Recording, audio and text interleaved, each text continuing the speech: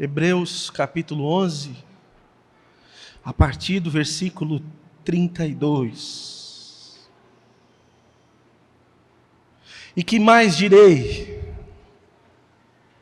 Certamente me faltará o tempo necessário para referir o que há a respeito de Gideão, de Baraque, de Sansão, de Jefté, de Davi, de Samuel e dos profetas, os quais por meio da fé subjugaram reinos, praticaram a justiça, obtiveram promessas, fecharam a boca de leões, extinguiram a violência do fogo, escaparam ao fio da espada, da fraqueza tiraram força, fizeram-se poderosos em guerra, puseram em fuga exército de estrangeiros.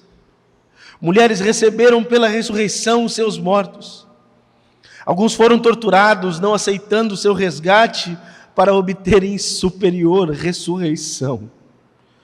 Outros, por sua vez, passaram pela prova de escárnios e açoites, sim, até de algemas e prisões.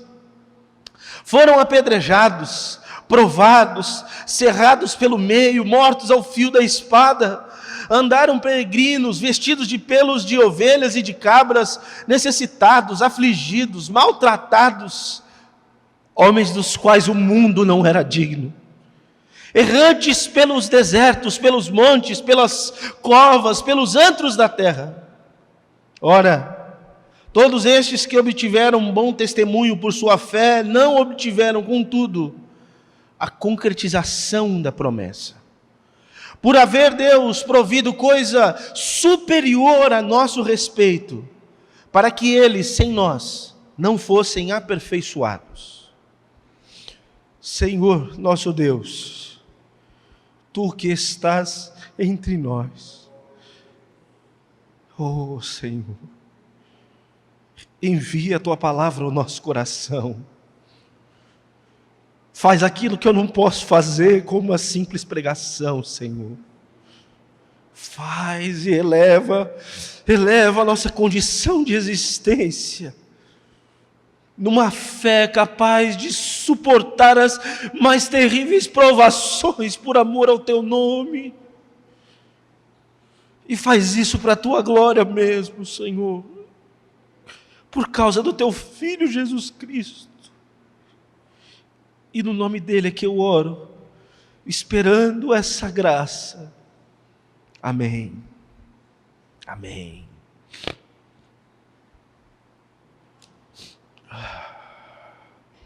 Até agora, nesta mensagem, ou nessa série de mensagens, eu venho procurando frisar aspectos, códigos possíveis de se aprender da fé, ou a partir da fé de cada um dos personagens que estão aqui descritos, nesse rol de heróis da fé de Hebreus 11. Um por um, viemos tentando identificar atitudes de fé, que fizeram com que esses personagens fossem justificados por Deus, encontrados como aqueles de quem Deus se agrada, porque viveram pela fé. Hoje, especificamente, vamos ao que para mim é a cereja do bolo. É a coisa mais espetacular que eu posso falar a respeito de fé aqui para nós hoje. Hoje não vou ensinar a vocês essas manifestações de fé como nas outras semanas, para você viver o impossível, para você desatar a plenitude da bênção de Deus, e etc. Vou falar com vocês hoje a respeito da fé para suportar o sofrimento em nome do Senhor. Fé para suportar o sofrimento em nome do Senhor. Enquanto alguns de vocês não se enchem de fé para ver coisas sobrenaturais acontecendo, você ainda leva a sua vida cristã. Você ainda vai tentando, às vezes vai arrumando desculpas do porquê que as coisas não acontecem, ou outras vezes você simplesmente se acomoda numa situação onde você não alcança o que você poderia ter alcançado pela fé. Mas é impossível, irmãos, impossível se queremos ter uma vida sincera diante de Deus. Impossível ficarmos de pé diante dEle, diante da vida, diante do mundo, se nós não tivermos uma fé capaz de nos sustentar, de nos suportar, de nos dar suporte no momento em que sofremos pelo nome do Senhor. E é sobre isso que está agora o autor da carta aos Hebreus está falando. É óbvio que antes, aqui no comecinho do texto que nós lemos, do verso 32 até a primeira parte do 35, ele ainda lista alguns crentes que fizeram proezas em nome do Senhor. Outros que realmente ele não teve tempo, porque a intenção dele em descrever esses personagens, ele não estava com a pretensão que eu estou aqui com vocês. Ele tem uma mentalidade linear, que ele começa lá no capítulo 1 e vai desenvolvendo.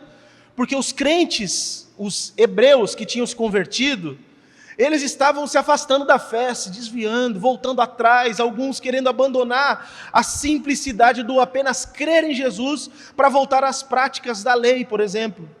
Outros, por conta das tribulações, não estavam aguentando, estavam desistindo, e o que ele pretende ao longo de toda a carta é provar a superioridade de Jesus em contrapartida da lei, de Moisés, dos anjos, de todas as coisas, como o sacerdócio de Jesus é melhor, como a oferta sacrificial de Jesus é melhor, como as promessas vindas através de Jesus é melhor, como a aliança de Deus agora para nós, através de Jesus, é superior à aliança que Moisés fez, como vale a pena permanecer na presença de Deus, muito embora enfrentamos todos os tipos de tribulação e de afronta. Essa é a intenção. Então, ele não tinha como mesmo detalhar todas as coisas, como eu estou tentando fazer aqui para vocês. Então ele vai fazer um resumão, e aqui ele cita mais algumas pessoas. Eu queria passar com vocês aí. Ele fala, vai faltar tempo para falar o que diz respeito a Gideão, Baraque, Sansão e Jefté. 4 juízes do povo de Deus que o Senhor levanta, no momento que eles estavam já inseridos na terra prometida, mas ainda não tinham o seu rei. Estavam andando de forma equivocada, pecaminosa, e Deus sempre levantava um daqueles que ele desejava fazer algo através dele, e o usava para a sua glória, abençoava o seu povo, livrava o seu povo de guerreiros inimigos e etc., chamando o povo sempre a uma vida com Deus. Esses aqui são extraordinários. Davi, então, o que falaríamos de Davi?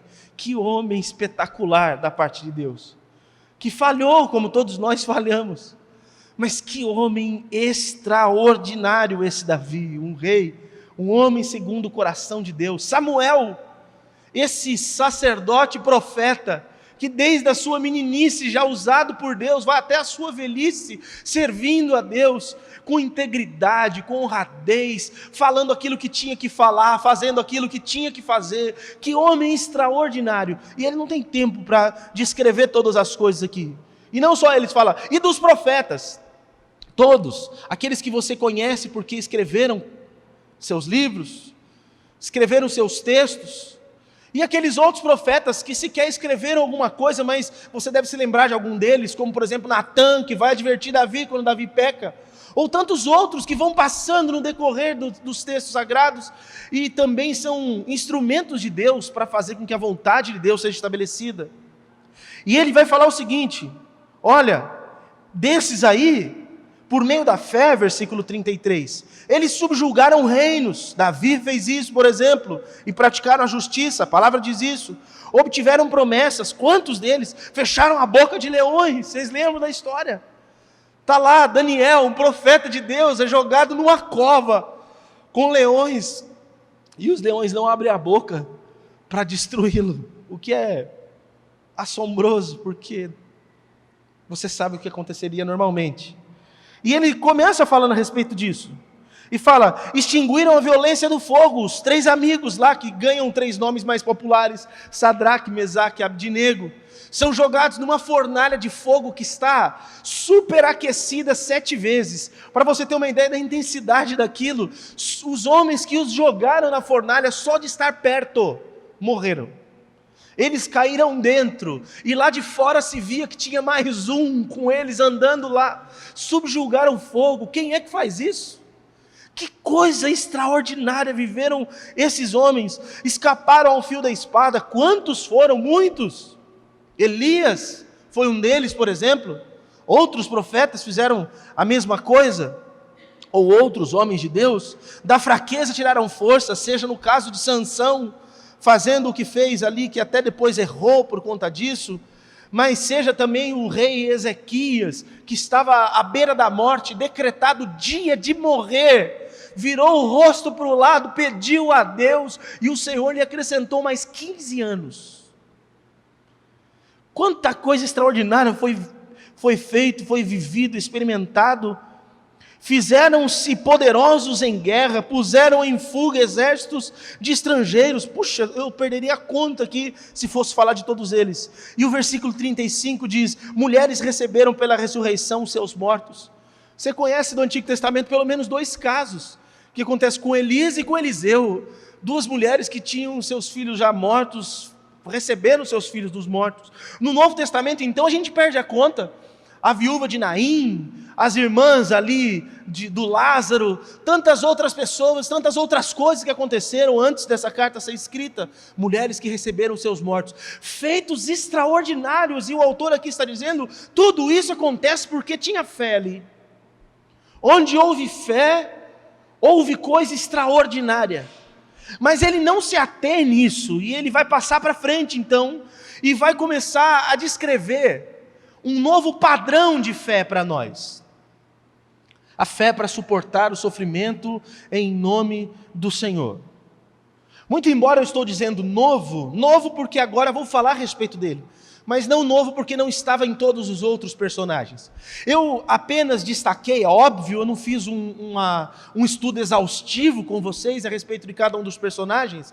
Eu quis destacar, delinear especificamente aquele código de fé de cada um deles, mas em todos eles nós conseguimos perceber presentes justamente esse padrão de fé de suportar o sofrimento. Todos eles, vai vendo um por um desses que eu citei todos esses dias dos quais eu ministrei essa série, todos eles sofreram, fazendo o que faziam. Mesmo que quem você pensar, esse não sofreu também, todos sofreram em nome do Senhor.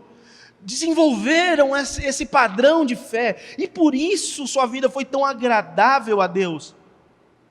Acontece que no meio da glória de todas as conquistas deles, fica ofuscado esse fator, ele está sofrendo. Porque, por exemplo, quando você vê alguém com muito sucesso, as coisas dando certo, você pensa, ali não tem problema.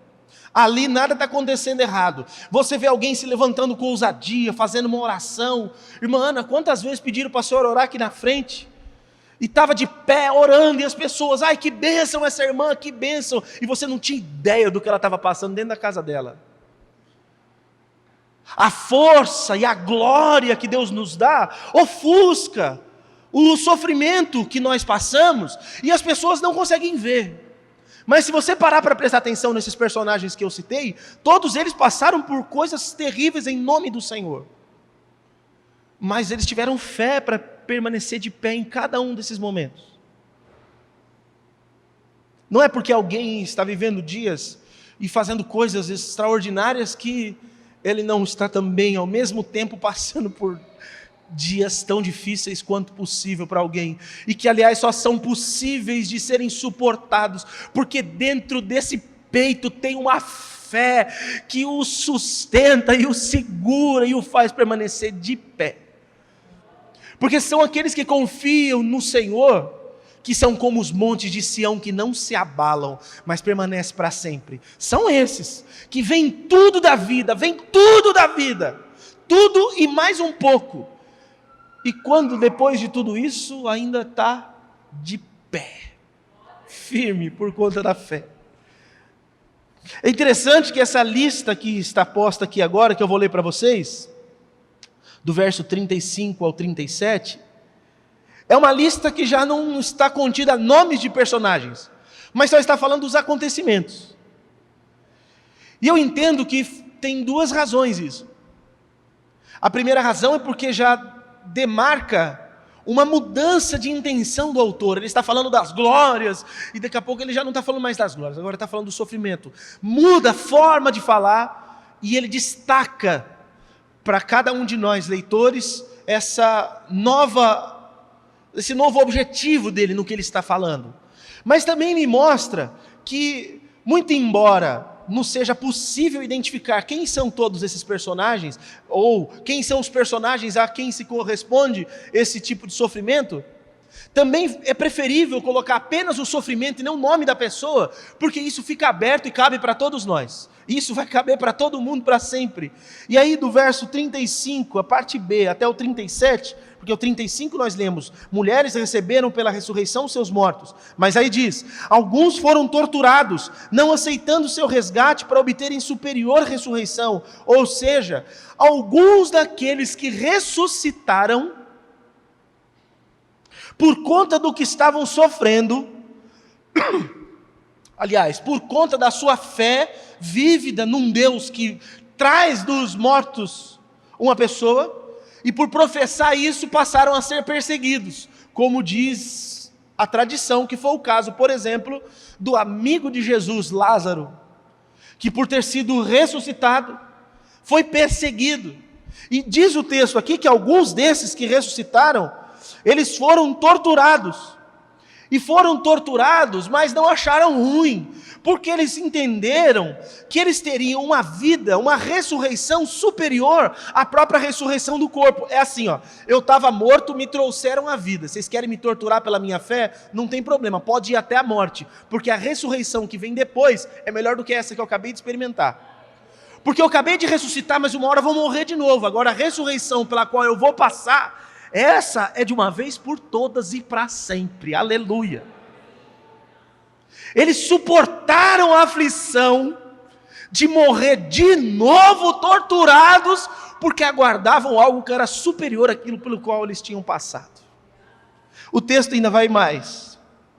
Outros, por sua vez, passaram pela prova de escárnios e açoites, sim, até de algemas e prisões. Esses outros podem ser tanto desses que ressuscitaram, quanto outros crentes que passaram por situações como essa, e são inúmeros os casos, vocês conhecem diversos, com certeza. Mas o texto vai além, o versículo 37, foram apedrejados. Quem foi apedrejado? Eu fiz questão de escrever alguns casos aqui para vocês. O sacerdote Zacarias, que estava servindo como profeta em certos dias, ele morreu na praça do templo, durante o reinado de Joás, de Judá, segundo Crônicas capítulo 24, verso 21 e versículo 22, porque ele profetizou algo contra Jerusalém, a destruição de Jerusalém. O perseguiram e o mataram, apedrejaram-no no templo, porque ele estava falando em nome do Senhor, mas ele não foi nem o primeiro, nem o último. Isso era uma prática tão comum que nos tempos de Jesus, Mateus 23, 37, Jesus diz: Jerusalém, Jerusalém, que matas os profetas e apedrejas os que te foram enviados.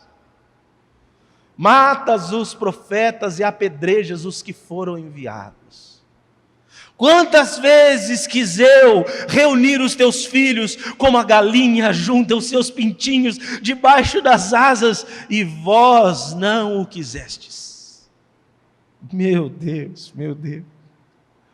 O versículo 37 ainda diz: alguns foram cerrados pelo meio.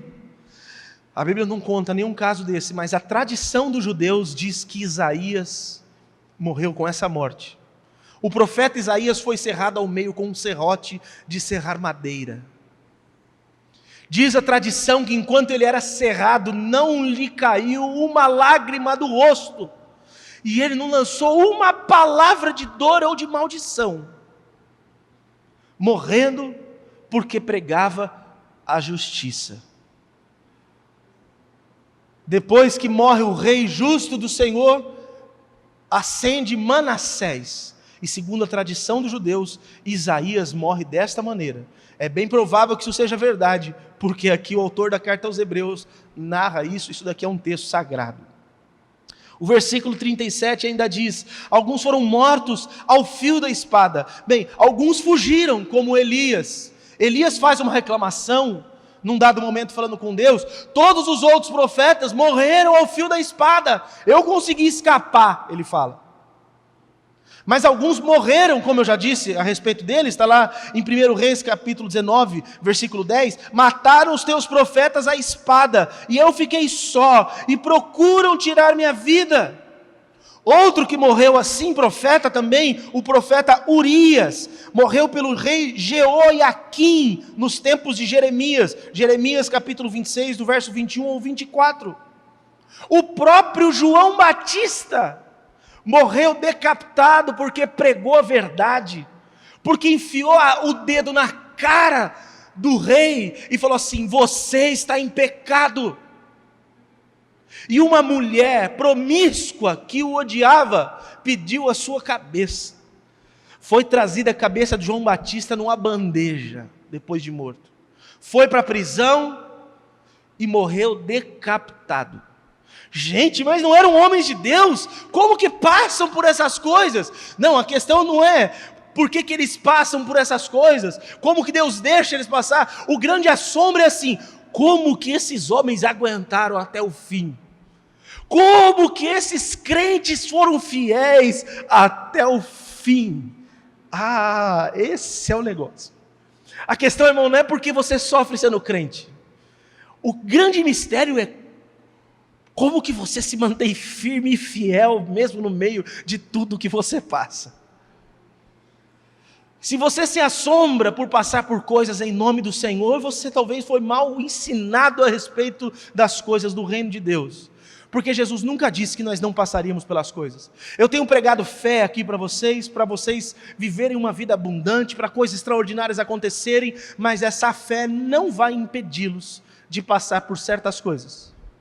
Porque no mundo tereis aflições, mas tenha bom ânimo, porque eu venci o mundo, diz o Senhor Jesus. Então nós não temos que ficar assombrados por passar coisas em nome do Senhor. O grande assombro é como que o ser humano aguenta isso e não pede arrego, não bate, não reclama, não fala contra. Esse é o grande assombro, mas esses todos passaram por isso.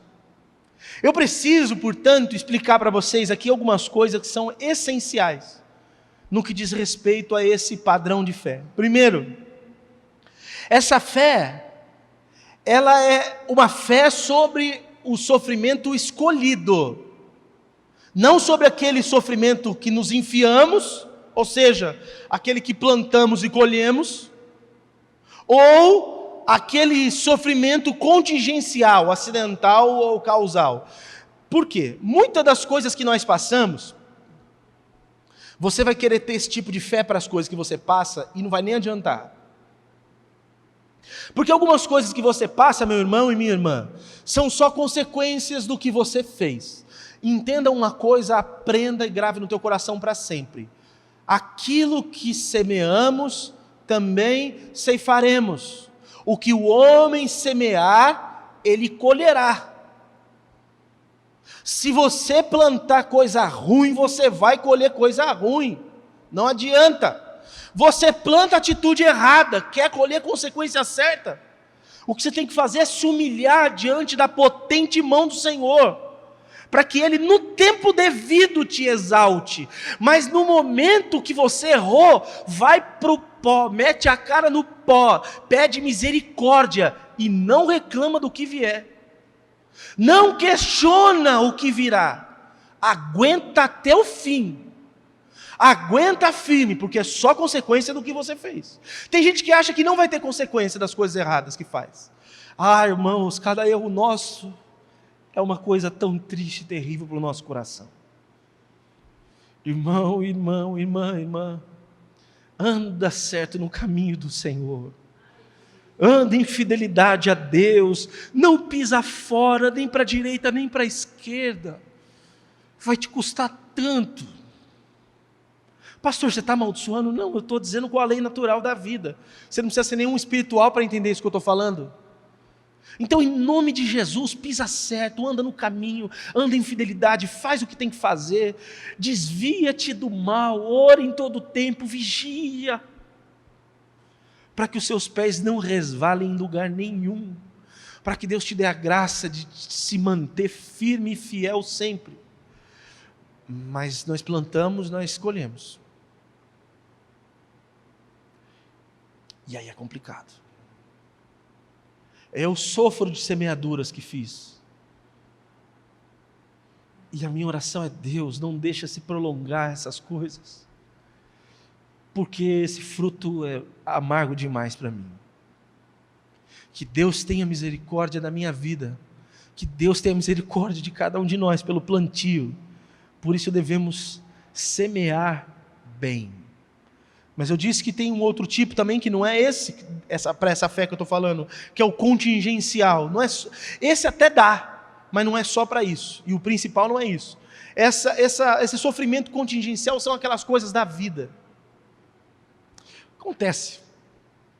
Por exemplo, você mora na casa de alguém que faz uma coisa errada. Você vai passar por coisas que você não queria. Eu vou citar o meu caso, por exemplo. Minha mãe se divorciou do meu pai, eu tinha 3 anos. Tadinha, tudo que minha mãe podia fazer era isso. Foi o melhor que ela pôde fazer, foi se divorciar do meu pai. Foi a melhor coisa que ela pôde fazer. Ela sabe o que ela estava passando. Eu e meu irmão sofremos.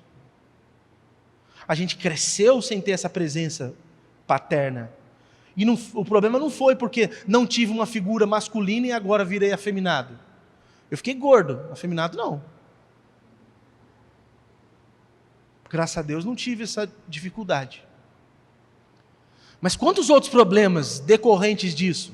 Questões de afeto, questão de figura, não saber identificar, não saber como lidar. Coitada, minha mãe sofreu pra caramba, eu sofri, meu irmão. Foi um problema, e para nós foi contingencial. Nós não procuramos isso. Nós não procuramos isso. Nós não escolhemos nascer na família que nascemos e sofremos por isso. Contingencial.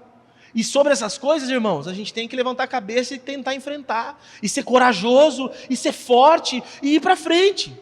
Às vezes nós colhemos coisas que nós não plantamos. Outros plantaram, a gente colhe. Mas deixa eu falar uma coisa, sobre essa colheita, você fique em paz, porque Deus vai te livrar e nenhum restolho disso vai ficar na tua vida.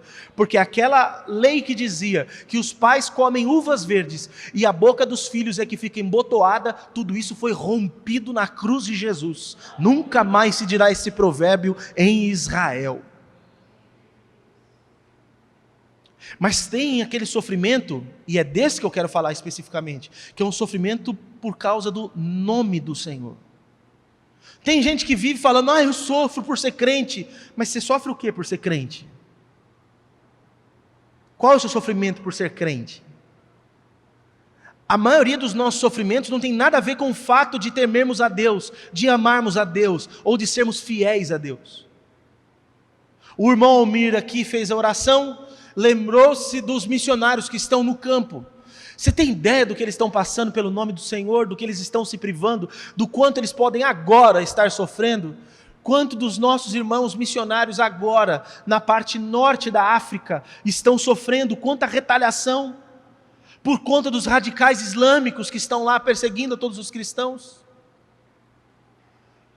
Ou mesmo no Nordeste aqui do nosso país, alguns lugares extremamente religiosos, mas que não aceitam a pregação do Evangelho. Quantos crentes nesse lugar sofrem retaliação? Misericórdia. Então essa fé é sobre esse sofrimento que você escolhe sofrer. Porque sofrer pelo Senhor não é um sofrimento ao acaso, é um sofrimento que você escolhe. Não é uma coisa que vai acontecer e você não vai te pegar de surpresa. É um sofrimento que você escolhe. Por exemplo, você vai sofrer em nome do Senhor, talvez, porque você vai perder oportunidades de negócio.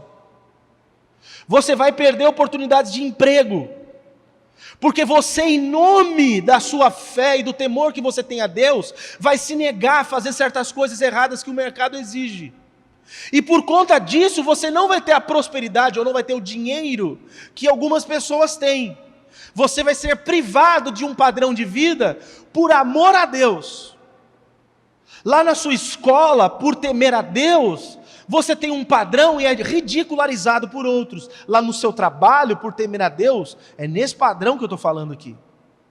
Essa fé é a mesma que Paulo vai fazer aquela afirmação que não sai da nossa boca, mas não é tão verdade em tantas vezes que falamos. Quando ele diz, tudo posso naquele que me fortalece. Filipenses capítulo 4, versículo 13. Tudo posso naquele que me fortalece. A gente pega essa parte positiva do posso fazer todas as coisas, posso romper muralhas, posso atravessar aqui, posso fazer aquilo outro, posso conquistar, posso isso, posso aquilo. Mas o que ele estava querendo dizer era outra coisa, porque ele fala, eu sei ter necessidade e também sei ter abundância.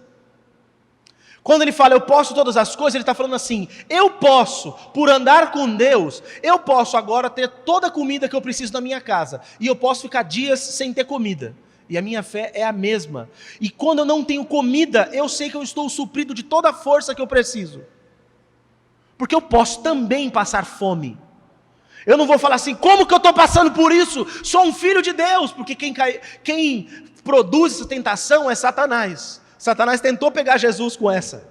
Porque Jesus estava com fome. E a tentação foi assim, se tu és o filho de Deus, transforma essas pedras em pães. E você fica aí, porque está com fome, porque tem necessidades básicas, você se volta para o Senhor e fala, mas eu não sou teu filho, então cadê? Caiu na cilada do diabo. Aprenda uma coisa, o diabo não muda o seu repertório. Se você aprender a palavra e vigiar no que está escrito na palavra, tudo o que ele faz é o que ele sempre fez. Ele não muda o repertório, as tentações são as mesmas, porque as fraquezas humanas são as mesmas, então ele vai sempre pegar nos mesmos pontos. Aí você não vigiou, pau, caiu.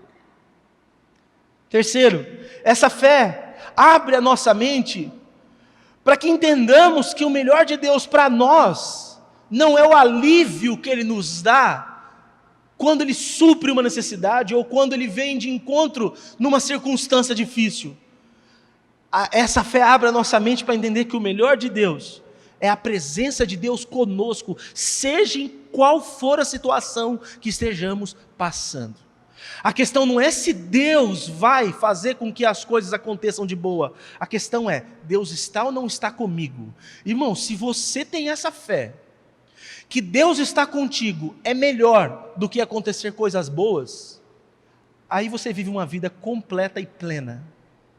Porque mesmo quando as coisas não forem do jeito que você quiser, você vai falar, não tem problema, o Pai está comigo.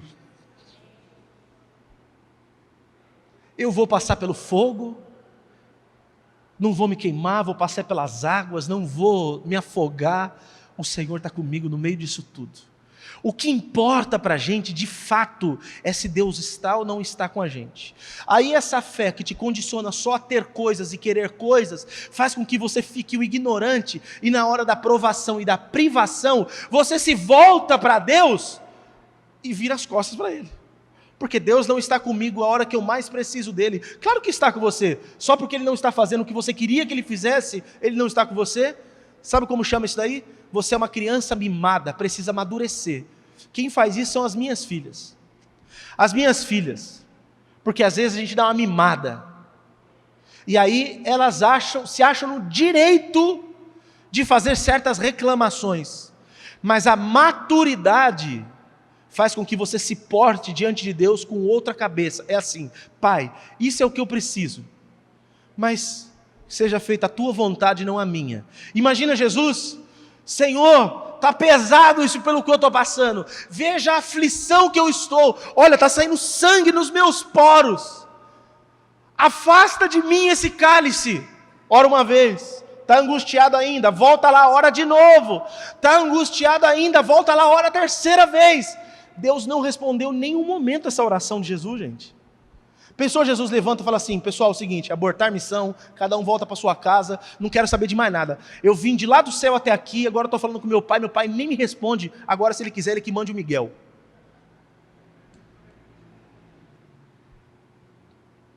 Ele pediu 3 vezes, mas a maturidade dele fez com que ele entendesse que seja feita a tua vontade e não a minha. Então a vontade era que eu vá para a cruz, estou indo para a cruz, Senhor. Nós não podemos ser crentes mimados. Eu ensinei para vocês códigos que vão lhes permitir acessar coisas espirituais que outros não acessam. Mas você precisa entender que mais importante do que tudo que você pode conquistar, ou de todas as coisas boas que podem acontecer na sua vida, mais importante que isso é Deus contigo, Deus na tua vida, Deus andando com você. Você acordando, indo se deitar e sabendo que Deus está do seu lado o tempo todo. Se tudo não estiver do jeito que você quer, irmão, geme, chora, continua andando e dá glória. É isso, continua seguindo e vai e vai. Quem está com você sabe todas as coisas, inclusive cada um dos seus sofrimentos, das suas angústias, dos seus traumas. Mais uma coisa que é importante pensarmos. Essa fé nos torna aprovados por Deus.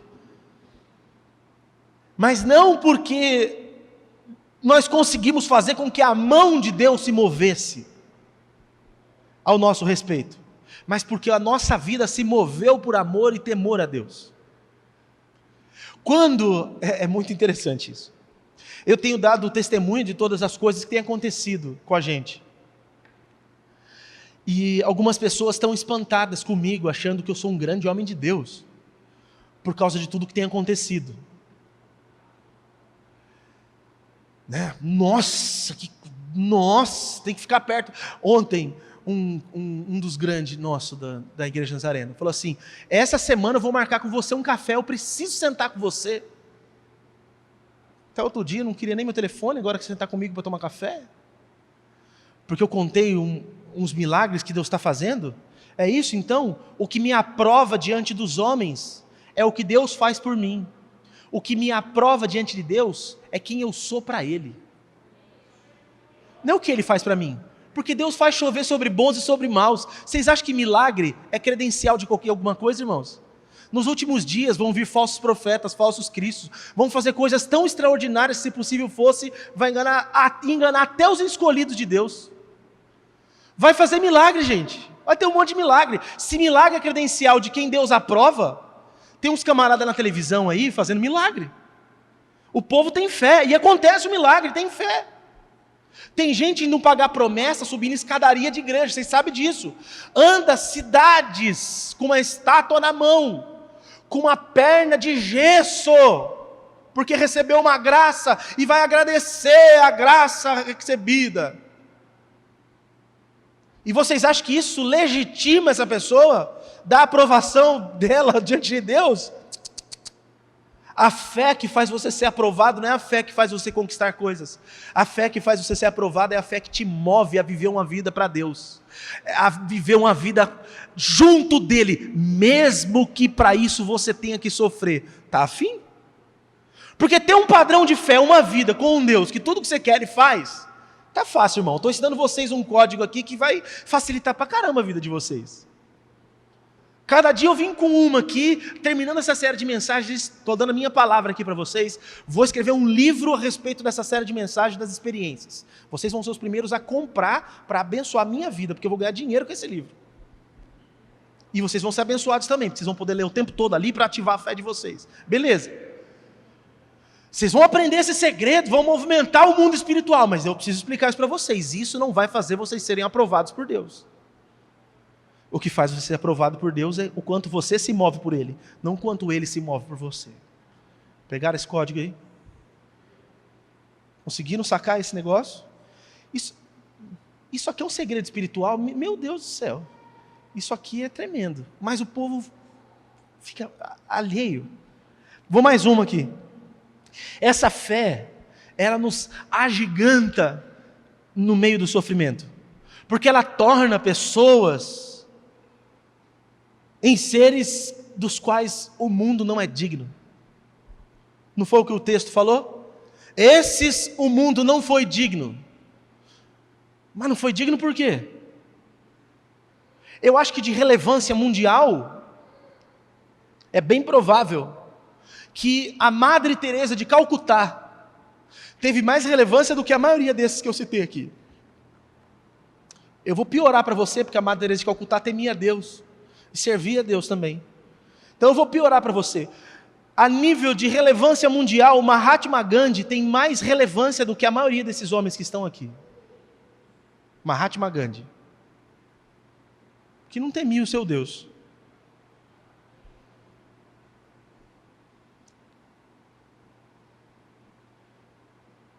E alguns vão falar assim, o mundo não foi digno de um homem como esse.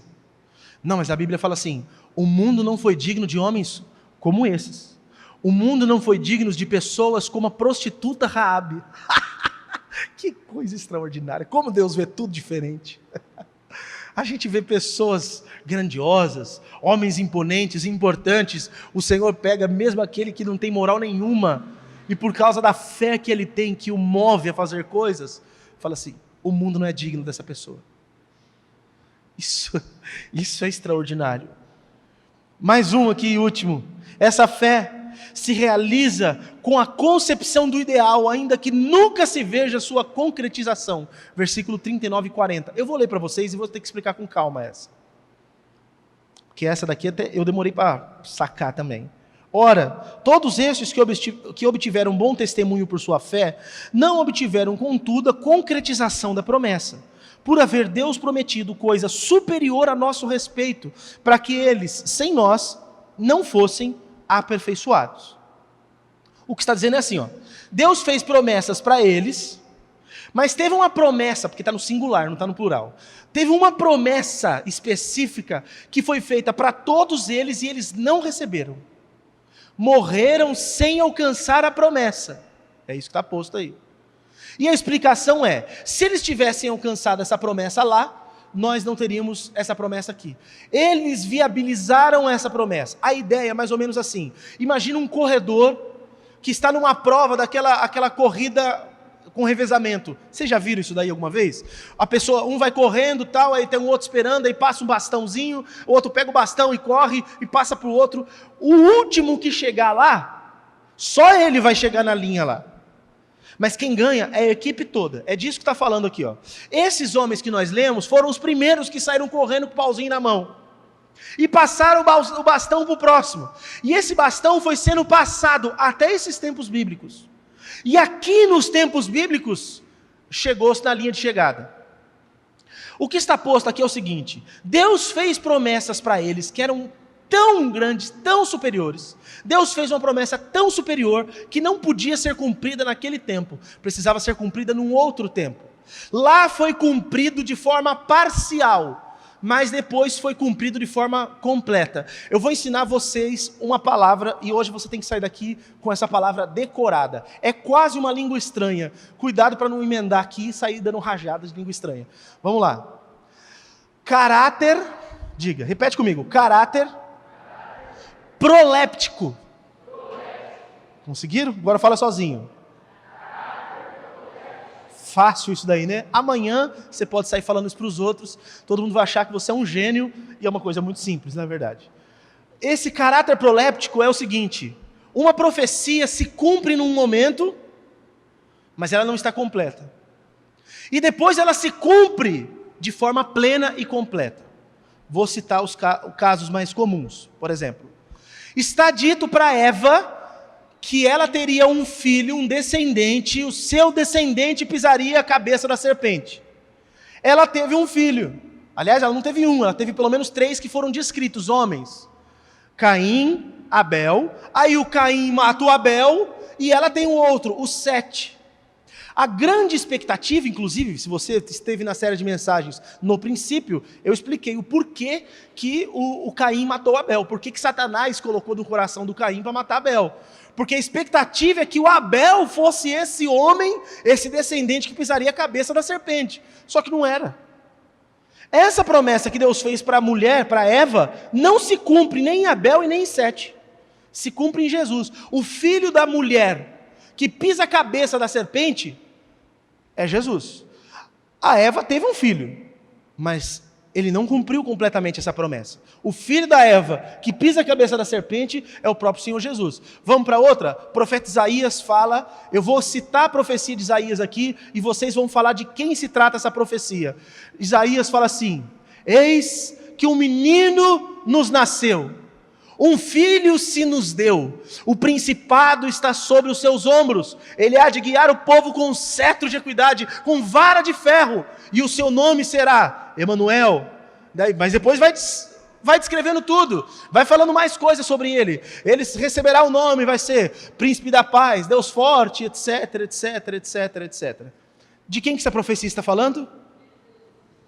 Então, na verdade está falando do rei Ezequias. É o rei Ezequias. Mas ele só cumpre uma parte dessa promessa. Essa promessa se cumpre completamente em Jesus. Porque o menino que ia nascer aqueles dias, que ia fazer isso de ser um rei segundo o coração de Deus, é o rei Ezequias. E é o que acontece. O Isaías estava profetizando sobre isso. Isso é caráter proléptico. Posso depois falar sobre isso numa escola dominical com mais calma para vocês. As profecias do Antigo Testamento são todas assim. Vou falar mais uma aqui para ajudar vocês, tá? Porque eu vi várias carinhas, tipo, ué. Davi recebe a promessa, porque ele queria muito construir um templo para Deus, certo? Ele pede a Deus para construir um templo, porque ele fala, eu estou aqui morando nesse palácio e Deus mora numa tenda. Era uma tenda que Deus estava, a arca da aliança estava. Deus está morando numa tenda. Não, quero fazer um palácio para Deus. Aí Deus fala para Davi o quê? Não, você não pode fazer porque sua mão está suja de sangue. Mas o teu filho vai construir uma casa para mim. Certo? Aí Davi começa a juntar tudo, vai falar com o povo começa a trazer riquezas, ouro, várias coisas, maravilhoso. Junta tanta coisa que tem que falar, gente, por favor, para de trazer. É igual no bordão. Gente, por favor, não traga mais oferta, porque não temos mais onde pôr dinheiro dessa igreja. E aí, o povo levou aquele monte de coisa. Em nome de Jesus vai ser assim, vocês vão ser generosos assim. E aí, acontece isso. Aí nasce o filho de Davi, Salomão. Salomão constrói o templo. Faz a dedicação do templo, coisa linda. Se cumpriu a profecia a respeito do filho de Davi, certo? Não, gente. O próprio Davi tinha falado, Deus não habita em templos feitos por mãos de homens. Você acha que Deus morava no templo de Salomão? Está de brincadeira? Nem naquele, nem nesse do Edir Macedo. Deus não habita em templos feitos por mão de homens. Quem foi que cumpriu essa profecia? Não foi Salomão. Esse templo foi destruído, inclusive. Depois foi reconstruído no templo de Esdras, Neemias e Zorobabel. Esse templo também foi destruído. Foi reconstruído um terceiro templo, pelo rei Herodes o Grande, antes de Jesus. 40 anos demorou para construir. Também foi destruído no ano 70, com a invasão lá de Jerusalém. E aí? Quem cumpriu isso? Jesus, gente. Jesus cumpriu isso. Mas que templo que Jesus construiu? Oxe. Você não viu Jesus falar primeiro a respeito de Pedro, que ele do que ele era? Sobre aonde a igreja ia ser edificada, em cima de uma verdade? Aí Pedro entende isso, fala assim, cada um de vocês são uma pedra viva para a edificação do santuário. Paulo fala assim, o Espírito Santo habita em vocês, vocês são templo de Deus. Pelo amor de Deus, não deu para entender que o filho de Davi, a raiz de Jessé, que constrói o templo para a habitação de Deus, não foi Salomão, foi Jesus. Mas não se cumpriu ali de certa forma lá no passado? Cumpriu, mas onde se cumpriu de forma plena? Em Jesus. Isso chama-se caráter proléptico da profecia. Entenderam aqui? Aula grátis, teologia pura para vocês aqui.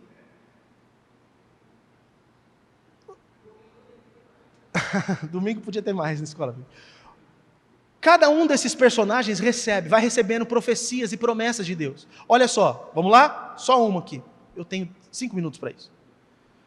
Chega Deus para Abraão e fala para ele, em ti serão benditas todas as famílias da terra.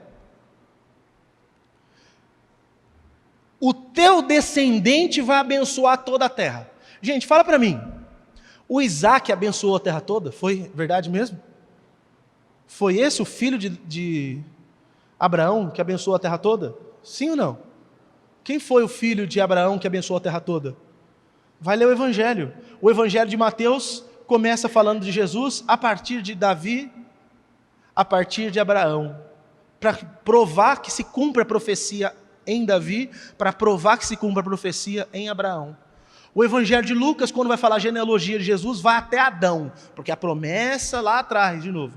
Aí João que extrapola a genealogia e joga para trás de toda a humanidade e fala, no princípio, antes de tudo vir a ser, ele estava lá. Mas cada um desses personagens vem receber uma promessa que não se cumpre. Presta atenção, Deus chama Abraão e fala assim, Abraão, sai do meio da tua parentela, vai agora para uma terra que eu vou te mostrar. E o Abraão levanta, pega a sua mochila, põe a viola na sacola e vai viajar. Ele sai, vai embora. Segue seu caminho. Pergunta a vocês, o Abraão tomou posse da terra prometida, sim ou não? Não. Aí ele fala para o filho dele, olha, vou te abençoar e Deus tem uma terra para você, você vai tomar posse. Aí o Isaac faz a mesma coisa, o Isaac dá uns rolês, vai para o Egito, vai para outro lugar, volta. O Isaac toma posse da terra prometida, sim ou não? Não. Aí tudo bem, mas o Isaac morre depois e fala para o Jacó, olha, agora a promessa de Abraão está sobre sua vida. Aí o Jacó vai, quase que morre no Egito. Ele tomou posse da terra prometida, sim ou não? Não, mas nenhum deles recebeu a promessa.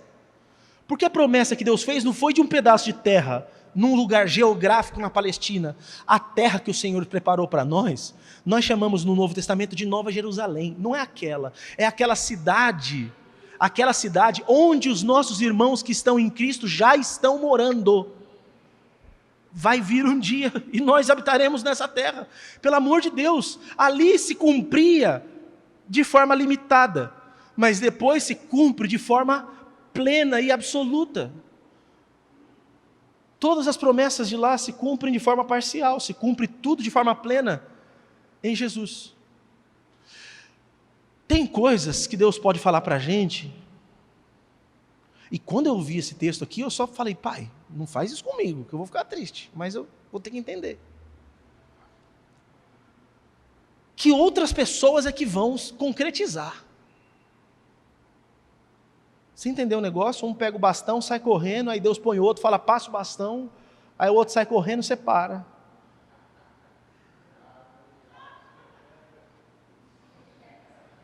Eu falei, Senhor, tem uma terra prometida aí, eu vou ter que passar o bastão para outro? Não sei, mas e se Deus falar, vai passar o bastão? Aí eu vou falar, a tua promessa não se cumpriu na minha vida? Mas a promessa é muito mais do que eu. Eu não sou o fim da promessa. Nenhum daqueles personagens era um fim da promessa. A promessa se cumpriu depois. E eles foram abençoados e nós fomos abençoados por tudo aquilo que aconteceu. Tem coisas que são nos prometidas que de repente nós mesmos não as veremos. Mas o Senhor vai fazer coisas tão grandes depois, nós seremos parte. E no fim de tudo a gente vai falar, eu fiz parte disso. Eu fiz parte disso. Eu sei que parece um pouco complexo isso daqui, mas eu te desafio a orar, e se depois você quiser, uma outra hora a gente bate papo mais a respeito, porque num tempo de pregação eu não consigo falar sobre mais nada. Bem, nossa conclusão aqui nessa mensagem. Eu vou citar uma fala de Jesus, quando ele está lá no Monte das Bem-aventuranças, falando com os seus discípulos, Mateus capítulo 5, do verso 11 ao 12. Bem-aventurados sois vós, quando vos injuriarem e perseguirem, e mentindo, disserem todo mal contra vós, por minha causa. Regozijai-vos e alegrai-vos, porque grande é o vosso galardão nos céus, pois assim perseguiram aos profetas, que foram antes de vós. Se você andar em fidelidade a Deus, é impossível que você não sofra perseguições, tribulações, que você não sofra afronta. Entenda uma coisa, quão mais fiel você for, mais perseguições você sofrerá. Quanto mais você andar na presença de Deus, mais o caminho estreita para você. Pastor, você está falando isso para desencorajar a gente? Não, é para chamar os crentes a um padrão de vida que a gente tem visto muito pouquinho. A nossa vida está muito tranquila, vocês não acham não? Eu acho que é um problema a vida ser tão tranquila como é. Eu acho mesmo. Acho porque quando a vida está muito tranquila, é sinal que tem alguma coisa que não está certa. Quando a igreja de Atos dos Apóstolos, eu duvido que eu vou conseguir pregar essas monte de coisa aqui de noite de novo. Eu só vou falar outras coisas. Quando a igreja de Atos estava vivendo aquele monte de milagre, aquele monte de coisa boa, estava lá, profeta para todo lado, mestre para todo lado. Gente, pensa nos apóstolos, todo aquele servo de Deus, cheio do Espírito Santo, fazendo aquele monte de coisa, a igreja abençoadíssima, todos tinham tudo em comum, pegavam os seus bens, vendiam, distribuíam, ninguém tinha falta de nada. Um evangelista da igreja levantava e pregava, 3.000 se converte, 5.000 se converte, tudo batizado, coisa linda, cheio de dom espiritual, que coisa maravilhosa. O que acontece? Deus manda uma perseguição no meio do povo. Deus mandou. Aí eu pergunto, por que Deus mandou a perseguição no meio do povo? Porque não era para ele estar lá, daquele jeito? Qual era a ordem de Jesus? Sai pelo mundo todo e vai pregando o evangelho. Vai embora, não é para ficar aqui. Vocês vão ficar aqui até vocês serem revestidos de poder. Vai vir o Espírito Santo sobre vocês. Quando vocês forem revestidos de poder, vocês vão embora. Sai para o mundo pregando. Aí eles ficaram assim, receberam o Espírito Santo, tá bonito aqui, fizeram igual o Pedro. Estava propondo para Jesus lá em cima do monte da transfiguração. Aparece lá Moisés e Elias, está lá os dois bonitos, Jesus transfigurado. Pedro fala, nossa Senhor, tá bom para caramba aqui em cima, vamos fazer uma tenda para cada um, a gente fica por aqui mesmo, tá bonito. A igreja fez a mesma coisa, cheia de profecia, cheia de dom, cheia de mistério, todo mundo comendo, festa, todo dia na casa dos irmãos, oh glória, não sei o que e tal. Aí eu sei, o quê? Eu quero que vocês vão para o mundo para levar a mensagem, vocês não vão? Eu vou apertar agora, vou esganar, e vocês vão ter que correr. Aí vem perseguição, Estevão morre, a igreja espalha, aí o evangelho vai para o mundo. Eu fico com medo de não estar acontecendo nada. Ou a gente está muito fora, ou Deus deu só uma pausa. Porque no meio do percurso da viagem do deserto, também tinha as pausas.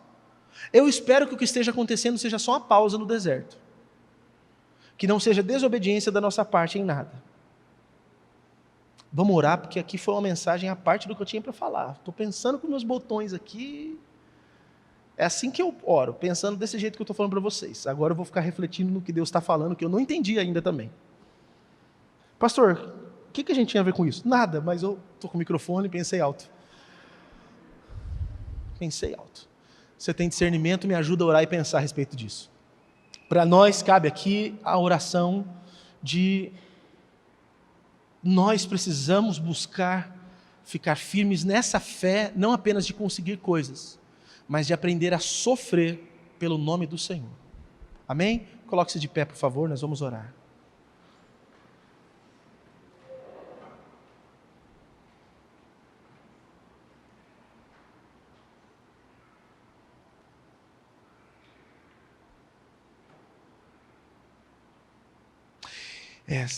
Eu fiquei pensando agora. Porque no tempo de Jesus aconteceu um negócio desse. O sumo sacerdote nem tinha percebido. E ele estava profetizando um negócio, ele não sabia, né? Ele não sabia que ele estava fazendo a profecia. E o Novo Testamento registra. Ele estava achando que estava falando de acabar com Jesus. E na verdade ele estava falando do sacrifício de Jesus pelo povo. Ele fala assim, importa que um morra e não em nome de todos, no lugar de todos. É tipo assim, para o povo não ser prejudicado por um cara falando em nome de Deus, vão matar ele. A ideia dele era essa. Mas ele mal sabia que estava falando que Jesus morreria em favor de todos mesmo. E eu me senti agora esse sumo sacerdote profetizando a nosso respeito aqui. Nós vamos orar. Pai, bem, nós estamos na Tua presença, eu creio ter cumprido com a missão de falar as coisas que eu precisava. E eu te peço quanto a essas coisas que ajude a cada um de nós que aqui estamos. Para que tenhamos uma fé não melindrosa, não acostumada apenas a receber coisas, mas uma fé madura que nos permite inclusive sofrer por amor ao Senhor, sofrer por causa da verdade, sofrer por causa da justiça, sofrer por não se conformar com o erro. Permite-nos, Deus, ter uma fé valente dessa. Permite-nos, ó Deus, em nome de Jesus, sermos tomados com essa fortaleza que nos impedirá de sermos destruídos na hora da aflição. Que o Senhor abençoe a cada um desses irmãos, para que, no que diz respeito aos sofrimentos, aqueles que agora sofrem porque semearam, tenha misericórdia, abranda o peso disso que haveria de vir, ou que virá, ou que está aí agora. Tenha misericórdia e diminua o tempo, como o Senhor fará no tempo da grande tribulação. Diminua o tempo, para que nós consigamos aguentar a pressão, a dor do sofrimento. Aqueles que estão sofrendo por contingências, fatalidades, acasos, acontecidos, que esses também recebam do Senhor uma força, um conforto, para que não sejam despedaçados no meio do sofrimento. Mas especificamente esses que por causa do teu nome haverão de sofrer, dê a eles graça e alegria, como o Senhor deu a Pedro, que estava sofrendo e apanhou porque estava pregando o teu evangelho, e ele depois exultou no Senhor, dizendo que o Senhor o achou digno de sofrer por tua causa. É uma dignidade, é uma honra sofrer em teu nome, Senhor. Que tenhamos força para suportar, que tenhamos fé para ir até o fim. Quanto às últimas coisas que eu disse, se são questões proféticas, permite-nos que vejamos as coisas sem que venhamos andar no erro, Pai, em nome de Jesus. Não deixe o nosso coração se acomodar em nenhum bem. Não permita que nos acomodemos em nada do que é bom. Que nós venhamos obedecê-lo em todo o tempo, em nome de Jesus. Abençoe este teu povo, Pai. Eu te peço que o Senhor também os despeça na tua paz, na tua graça. Que o Senhor seja com eles. Que eles andem nos teus caminhos. Sejam fiéis a ti em todo o tempo. Abençoados em tudo, no nome de Jesus. Que o amor de Deus, o nosso Pai, a graça de Jesus Cristo, nosso Senhor, a comunhão e as consolações do Espírito Santo de Deus, seja com todos, que seja assim também com todo o povo de Deus que está espalhado por essa terra, de agora e para todo sempre. Amém. Amém.